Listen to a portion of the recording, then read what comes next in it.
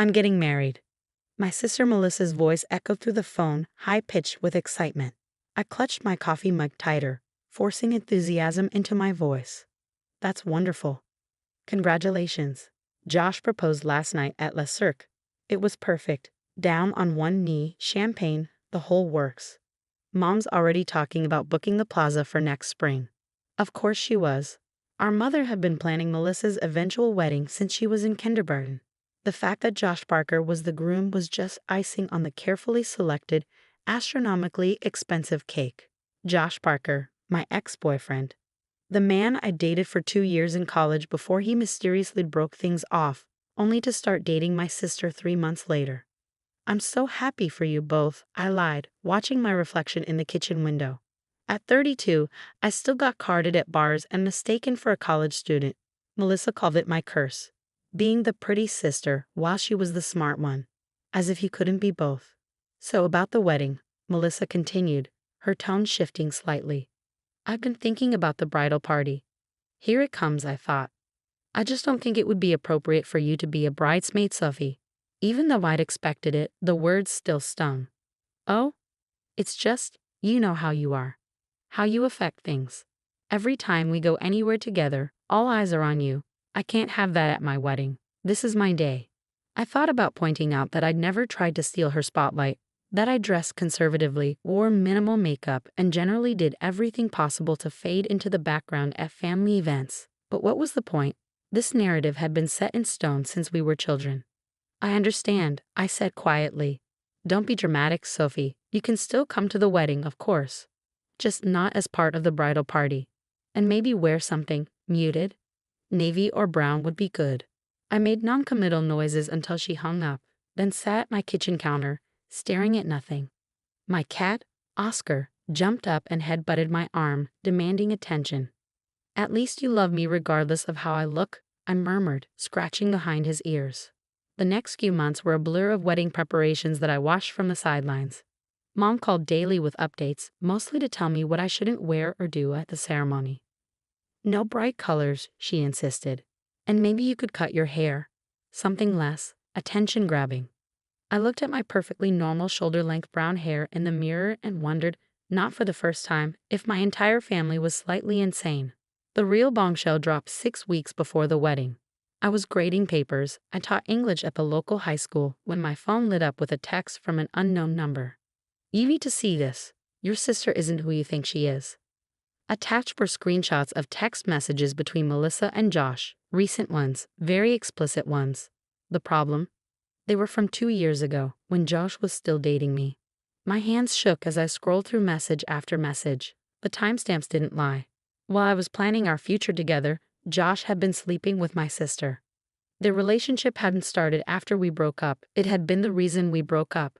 More texts followed from the anonymous number, pictures of them together at a hotel, date stamp receipts, email exchanges.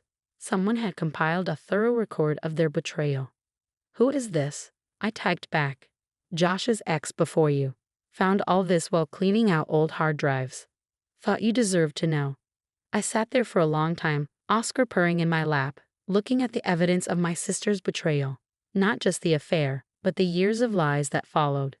The family dinners where they'd played the perfect couple while I nursed my broken heart. The sympathetic looks from relatives who thought I just couldn't keep a man while my brilliant sister had landed him. The next day, I got a call from my mother. Sophie, darling, about the wedding. Melissa's having second thoughts about inviting you at all. I clutched the phone tighter. What? Well, she's worried you might make a scene. You've been acting strange lately, distant. And you know how you can get emotional. I thought about the screenshots sitting in my phone. About years of being gaslit and marginalized by my own family. About the perfect wedding being planned for my sister and the man she'd stolen from me. Don't worry, Mom, I said calmly. I promise I won't do anything to ruin Melissa's perfect day. I spent the next few weeks quietly preparing. I didn't protest when the wedding invitation was rescinded. Didn't argue when Melissa told mutual friends I was too jealous of her happiness to attend. I just smiled and focused on my work and adopted another cat, a beautiful white Persian I named Lady. But every night, after my students' papers were graded and my cats were fed, I worked on my plan. I had evidence of a years-long deception. The question was, what would hurt more, revealing it before the wedding and stopping the ceremony, or waiting until after they'd said their vows? The answer came 3 days before the wedding, at what should have been the rehearsal dinner. I wasn't invited, of course, but the screenshots from that evening found their way to my phone anyway. Melissa, radiant in a designer dress, toasting her perfect love story. Josh, handsome in his tuxedo, describing how he'd known she was the one from the moment they met, conveniently leaving out that he'd been dating her sister at the time. And then the final straw, my mother's speech about how Melissa and Josh were meant to be and how wonderful it was that they found each other at the right time. I looked at my cats, curled up together on my couch, then at the stack of evidence on my coffee table. What do you think? I asked them, before or after? Oscar yawned. Lady blinked her blue eyes lazily. I picked up my phone and started making calls. If I was going to crash a wedding, I was going to do it right. 2 days before the ceremony, I visited my favorite salon. Not for a dowdy haircut as my mother had suggested, but for subtle highlights that made my brown hair shimmer gold in the light. I booked a spa day, had my nails done, and went shopping. The dress I chose wasn't navy or brown. It was a deep, rich burgundy that made my skin glow and my green eyes pop. Not white. I wasn't that tacky, but absolutely guaranteed to draw attention. You can't avoid photographs in this, the boutique owner warned me. I smiled, thinking of the photos and screenshots carefully organized on my iPad. That's rather the point. The morning of the wedding dawned clear and bright. I took extra care with my appearance. Elegant makeup that enhanced rather than concealed, hair styled in soft waves. The burgundy dress fitting perfectly. My hands should have been shaking as I drove to the plaza. My heart should have been racing as I walked through the lobby. Instead, I felt oddly calm. Years of being the family scapegoat, the pretty face without a brain, the emotional one who couldn't be trusted not to make a scene. It all led to this moment. I checked my reflection one last time in a gilded mirror. Ready or not, I whispered to myself, here comes the truth. The security guard at the ballroom door started to stop me. My name had been removed from the guest list. But then my mother's personal assistant spotted me. Sophie. Janet's eyes widened at my appearance. You're not supposed to be. I know, I said smoothly, but I have something important to contribute to the ceremony. You might want to find a good seat. She started to protest, but I was already moving past her into the ballroom. Heads turned as I walked down the aisle, whispers following in my wake. I caught a glimpse of my mother's horrified face, of Josh's sudden pallor, of Melissa's fury as she spotted me from the bridal preparation room door. I took a seat in the front row, directly opposite where my parents would sit, and waited. The truth, like my burgundy dress, was about to make quite an entrance. Part 2. The wedding planner tried to approach me twice, no doubt to ask me to leave, but something in my calm demeanor seemed to unsettle her. My mother was frantically whispering with my father near the entrance, shooting worried glances in my direction. I smiled serenely and opened my clutch, checking that my iPad was ready. The string quartet began playing right on schedule. Guests settled into their seats, the excited murmur of conversation filling the ornate ballroom. I could hear snippets of whispered speculation about my presence, about my dress, about what drama might unfold. Josh appeared at the altar, handsome in his tuxedo but noticeably pale. Our eyes met briefly, and I saw the flash of fear cross his face. He knew me well enough to know I wouldn't be here without a reason. The bridesmaids processed in wearing the pale pink dresses Melissa had chosen. I recognized most of them, college friends, cousins, and our youngest sister Amy, who'd been deemed plain enough to be included in the bridal party. Amy caught my eye as she passed, giving me a slight nod. She at least had always seen through Melissa's manipulations. Then the music changed to the bridal march and everyone stood. Melissa appeared in the doorway on our father's arm, resplendent in a custom Vera wine gown that probably cost more than my yearly salary. She looked beautiful, I had to admit, right up until she spotted me and her face contorted with barely concealed rage. I remained seated as she passed, earning more whispers from the crowd. Let them whisper. They'd be doing much more than that soon enough. The ceremony began traditionally enough. The officiant spoke about love and commitment, about honesty and trust. Each word seemed to hang in the air like an accusation. When he reached the familiar "speak now or forever hold your peace" line, I saw my mother tense, probably expecting me to jump up with some emotional outburst. But I waited. This wasn't the moment. Melissa and Josh exchanged their vows. Beautiful, heartfelt promises of faithfulness and devotion that made me want to laugh at the irony. They exchanged rings. They were pronounced husband and wife. It was only after their first kiss as a married couple, as they turned to face their guests with triumphant smiles, that I stood up. "I'd like to offer my congratulations," I said clearly, my voice carrying in the sudden silence. "And I have a special presentation for the happy couple." Before anyone could stop me, I pulled out my iPad and connected it to the ballroom's professional AV system. Courtesy of a very helpful tech I'd befriended during my preparation, the giant screens meant for displaying wedding photos flickered to life. "Sophie, don't you dare," Melissa started, but it was too late. The first screenshot appeared. A text conversation between her and Josh from exactly 3 years ago. The timestamp was clearly visible. "Josh, miss you already. Last night was amazing, Melissa. We have to be careful.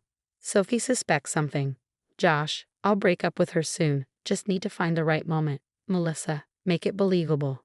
We can't start dating too quickly after." The crowd gasped. I clicked to the next image. Photos of them together at a hotel, dated 2 weeks before Josh broke up with me. Then email exchanges. Hotel receipts. A 2-year trail of deception laid bare. Since the bride and groom chose to rewrite their love story, I said into the shocked silence, I thought everyone should know the original version. How they really found each other, while Josh was still dating me. Chaos erupted. Melissa was screaming something about security, but her voice was drowned out by the reactions of their guests. Josh's parents, who had never quite warmed to Melissa, were on their feet demanding explanations. My mother had collapsed into her chair, while my father stood frozen, staring at the evidence of his favorite daughter's betrayal. "You crazy bitch," Melissa shrieked, starting toward me with her bouquet raised like a weapon. "You're just jealous. You've always been jealous." "Jealous?" I laughed, and the sound carried clearly through the stunned ballroom. "Of what?" "Your affair with my boyfriend. Your need to lie and manipulate to get what you want. The way you've made our entire family complicit in your deception." "It wasn't like that," Josh tried to interject, but I turned to him with a cold smile. "No. Should we show everyone the messages where you told me you needed space to find yourself, while you were actually finding your way into my sister's bed? Or maybe the ones where you two laughed about how stupid I was for not figuring it out sooner?" More screenshots appeared on the screens. The truth in black and white, impossible to deny or explain away. I've spent years being told I'm too pretty, too emotional, too much of a threat to Melissa's happiness. I continued, addressing the shocked guests. I've been excluded from family events, asked to make myself less noticeable, even uninvited from this wedding, all to protect her ego. Meanwhile, she and Josh have been living a lie, making me the fool in a perfect love story. Amy had moved to stand beside me, her bridesmaid's bouquet discarded. "It's all true," she added quietly. "I caught them once before Sophie found out. Melissa threatened to ruin my college applications if I told anyone." The wedding planner was frantically trying to restore order, but it was too late. The perfect facade had cracked, and the ugly truth was spilling out for everyone to see. Our mother finally found her voice. "Sophie, how could you? This was your sister's special day. How could I?" I turned to her, feeling years of suppressed anger rising. "How could you, Mom? You knew, didn't you? About the affair, about all of it. That's why you've spent years trying to minimize me, to make me less of a threat. It was never about me being too pretty. It was about protecting your perfect daughter's perfect lie." Her silence was all the confirmation the guests needed. Melissa had stopped screaming and was now crying dramatically, her expensive makeup running down her face. Josh stood awkwardly beside her, looking like he wanted to disappear.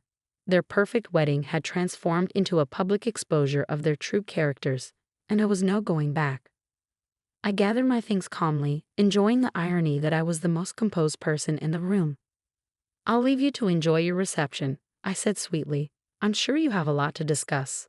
Oh, and Josh, the next time you decide to cheat on someone, you might want to delete your evidence more carefully." As I walked out of the ballroom, head held high in my attention-grabbing burgundy dress, I heard the chaos escalate behind me. Accusations, explanations, recriminations, the soundtrack of a carefully constructed lie finally falling apart. Amy caught up with me at the elevator. "That was magnificent," she said, grinning as she kicked off her bridesmaid shoes. "Want to get a drink?"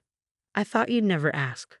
We ended up at a small bar a few blocks from the plaza, still in our wedding finery, sharing a bottle of champagne and years of pent-up stories about Melissa's manipulations. Amy had seen through it all but had been too young and powerless to do anything about it. Now, at 25, she was finally free to speak her truth too. "What happened with the wedding gift you bought them?" she asked, signaling for another bottle. I smiled. "I donated it to a domestic violence shelter. Seemed more appropriate than letting them enjoy it." The aftermath was exactly what you'd expect. Melissa and Josh still got married. They could hardly back out after the very public exposure, but their perfect dream wedding was forever tainted by the truth. Many guests left before the reception, including Josh's parents, who were overheard saying they'd always known something wasn't right about how their son and Melissa got together. My mother didn't speak to me for 6 months, though I couldn't say I missed her attempts to dim my light. My father, surprisingly, reached out after a few weeks. We met for coffee, and he apologized for years of enabling Melissa's behavior. "I always knew you were strong," he said, stirring his coffee absently. "But I never realized how strong until today. I'm sorry we made you feel like that was something to be ashamed of."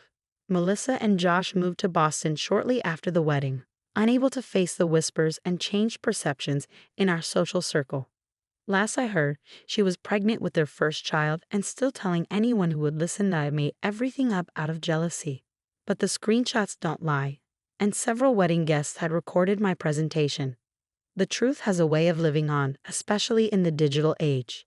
Amy moved in with me temporarily after the wedding, finally breaking free from our mother's manipulative influence. We'd adopted a third cat, a scrappy rescue we named Truth, and started building the kind of honest, supportive relationship sisters should have.